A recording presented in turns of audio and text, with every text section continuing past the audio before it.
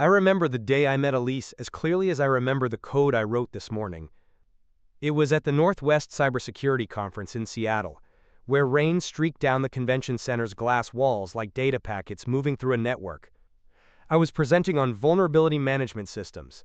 Not exactly the kind of topic that draws crowds, but she was there in the third row, asking the most insightful questions I'd ever heard from someone outside the security field.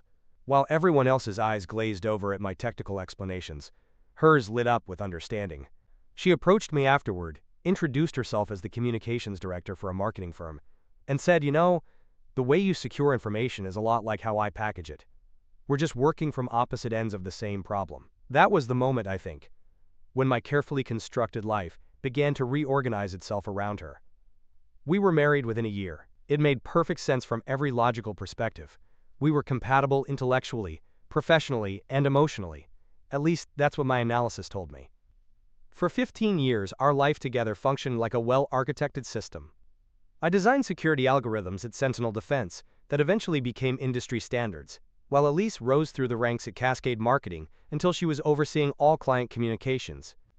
We bought a house in Queen Anne with floor-to-ceiling windows that looked out over Puget Sound. On clear days, we could see all the way to the Olympic Mountains, a rare gift in Seattle's perpetually cloudy atmosphere. I'd installed smart home technology throughout our house, including a security system I'd designed myself. Most people want to keep threats out, I explained to Elise one night as we stood on our deck watching fairy lights blink across the water. But the real art is creating systems that can identify threats from within. She smiled at me then, kissed my cheek and said, "Always the protector." Our evenings settled into comfortable routines. She'd bring me coffee while I worked late, coding my latest security protocol. I taught her about investment strategies, explaining the algorithms I'd created to automate our savings and monitor our financial progress. Together, we planned for early retirement at 50, another 8 years away for me, 11 for her. We'd map out travel routes on digital globes, projecting our future selves into Kyoto gardens, Icelandic hot springs, Patagonian hiking trails. By that point, I'd tell her, our investments will generate enough passive income that we'll never have to work again. She'd curl against me on those nights, her head on my shoulder, and I'd feel the kind of certainty that usually only comes from perfectly executed code. The first anomaly appeared 8 months before everything collapsed. It was subtle. Elise coming home later than usual, mentioning a new operations executive named James Vega with increasing frequency. In cybersecurity, we know that system compromise rarely happens all at once. Instead, it's a series of small penetrations, each one seemingly innocuous until you see the pattern. The changes in Elise followed this same methodology. She went from enthusiastically reviewing our quarterly financial updates to showing complete disinterest. Then, suddenly, she began asking very specific questions about our retirement accounts, access protocols, withdrawal penalties, transfer capabilities. When I installed an upgraded home security system with integrated financial monitoring, a project I'd been excited to share with her, her response wasn't impressed, but irritated. "Do we really need all this surveillance?" she asked, gesturing at the interface showing various security metrics. "It feels like living in a digital panopticon." I tried explaining that it wasn't surveillance, but protection. "These systems safeguard everything we've built together," I said. She just sighed and walked away. Other anomalies accumulated. Unexplained weekend work emergencies, new passwords on her personal devices that she'd never bothered with before, phone conversations that abruptly ended when I entered a room. Each explanation she offered was plausible in isolation. Server issues at work requiring immediate attention, increased data security requirements at Cascade, private conversations with friends going through difficulties. But patterns emerged that triggered the same warning systems in my mind that I'd designed for detecting network intrusions. The moment that haunts me most came during our 15th anniversary dinner. I'd reserved a table at Canlis, where we had our first Seattle date, with the same view of Lake Union that had impressed her back then. She seemed distracted all evening, her eyes drifting toward the water when I talked about our future plans. 15 years is a long time to spend with someone, she said, swirling her wine without drinking it. Sometimes I wonder what different choices would have meant for us. I remember my hand freezing mid-air, water glass suspended between table and lips, as my mind processed the implications of her statement. "Are you unhappy with our choices?" I asked, trying to keep my voice steady. She reached across the table and squeezed my hand. "No, I'm just reflecting. That's what anniversaries are for, right?" But her smile didn't reach her eyes, and I logged the interaction as another anomaly in an increasing dataset of concerning behaviors. The breach itself happened on a Tuesday morning in November.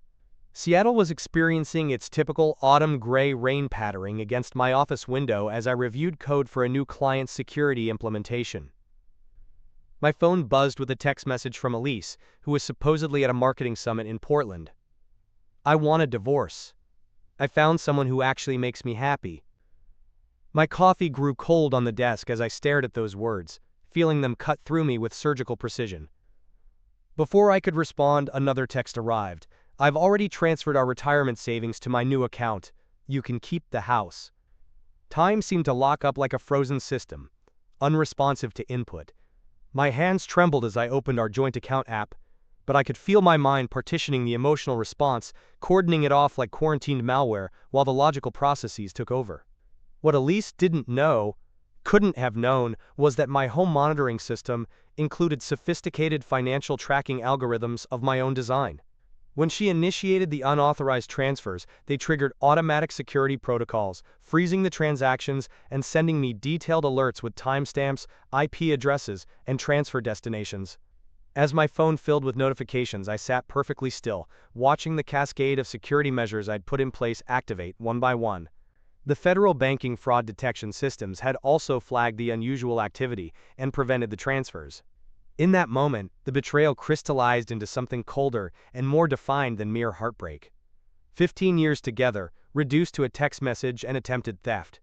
The betrayal wasn't about loving someone else or even wanting divorce. It was the calculated attempt to steal our shared future, planned with the same methodical precision that I applied to my security systems. The aftermath unfolded with mechanical efficiency. Elise called 17 times over the next 3 hours, her voice messages growing increasingly frantic as she discovered she couldn't access the frozen funds. "What did you do?" she demanded in the final message. "Why can't I access our money?" Our money. The phrase struck me as darkly ironic. The security alerts kept coming, painting a picture of extensive planning.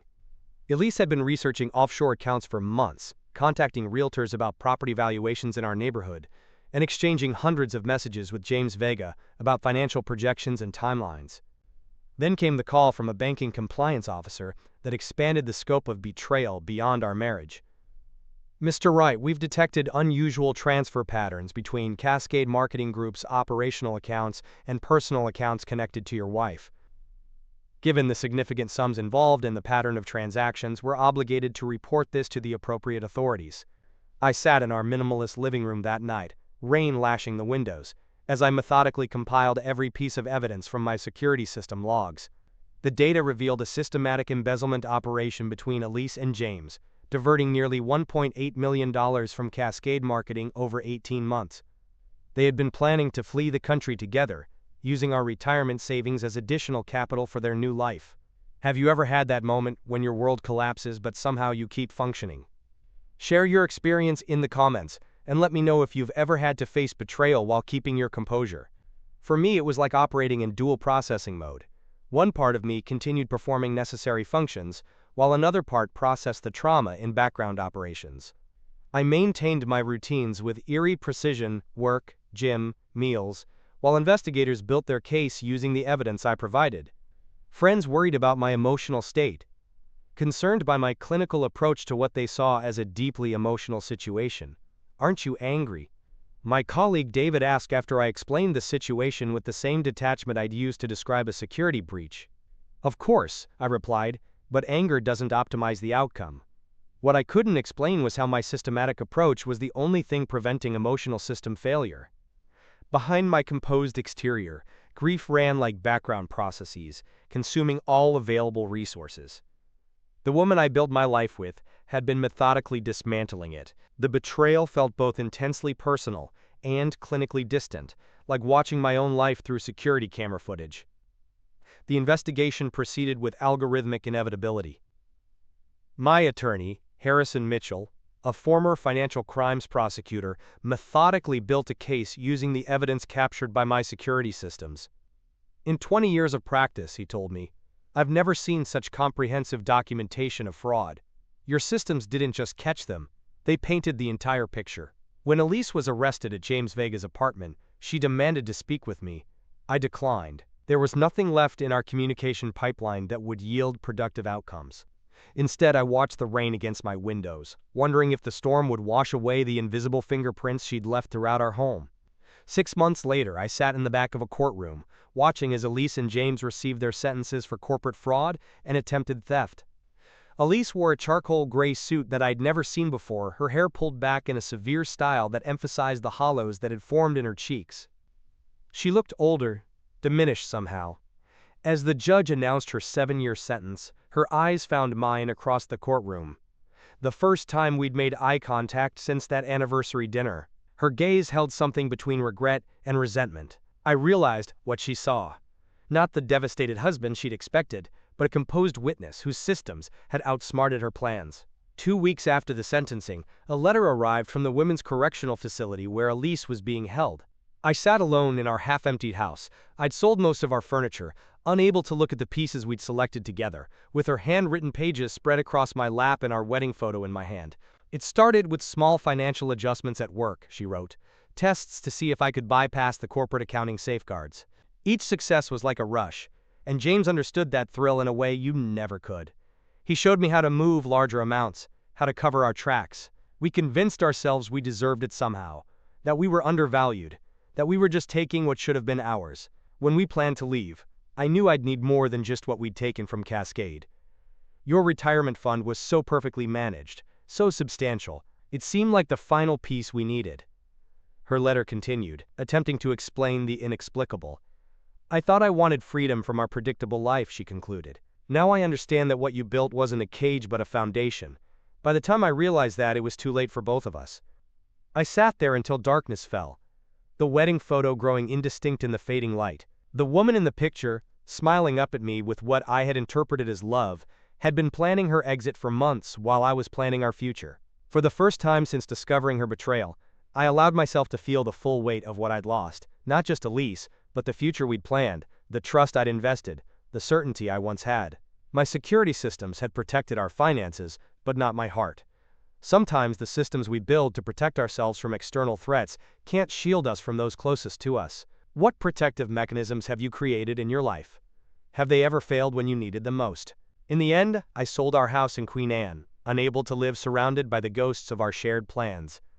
I found a smaller apartment overlooking Puget Sound, its minimalist design reflecting my desire for order amid chaos. At Sentinel Defense, I channeled my experience into designing new security algorithms specifically targeting internal fraud, turning personal pain into protection for others. I began teaching cybersecurity seminars, warning students that the most dangerous threats often come from trusted insiders. People who know exactly which systems to bypass, which safeguards to disable. Trust is a vulnerability, I would tell them, but one we can't function without. The key is building systems that function even when trust fails. One evening, nearly a year after the sentencing, I was helping a new colleague set up secure financial monitoring for her accounts. As I explained how the system would alert her to unusual activity, I caught myself smiling, genuinely smiling for the first time in months. Not because I'd moved past the pain, but because I'd found purpose in it. The systems that caught Elise's betrayal hadn't given me happiness, but they'd given me something perhaps more valuable. The confidence that even in my darkest moment, the safeguards I created had protected me when I couldn't protect myself. Rain still streams down my windows most days in Seattle. I've come to find comfort in its predictable patterns, its systematic cleansing. Sometimes, on rare, clear evenings, I stand on my balcony watching fairy lights blink across the water, much as Elise and I once did. I no longer see them as markers of the life we planned together, but as navigation beacons, steadily guiding ships through darkness, toward whatever waits on the far shore. If my story resonated with you, if you've ever had your trust broken but found strength in unexpected places, I'd love to hear about it in the comments. And if you want to hear more stories about finding resilience in betrayal's aftermath, don't forget to subscribe to Whispered Truths. After all, even the most secure systems need updates, and sometimes the best security patches come from sharing our vulnerabilities with others who understand.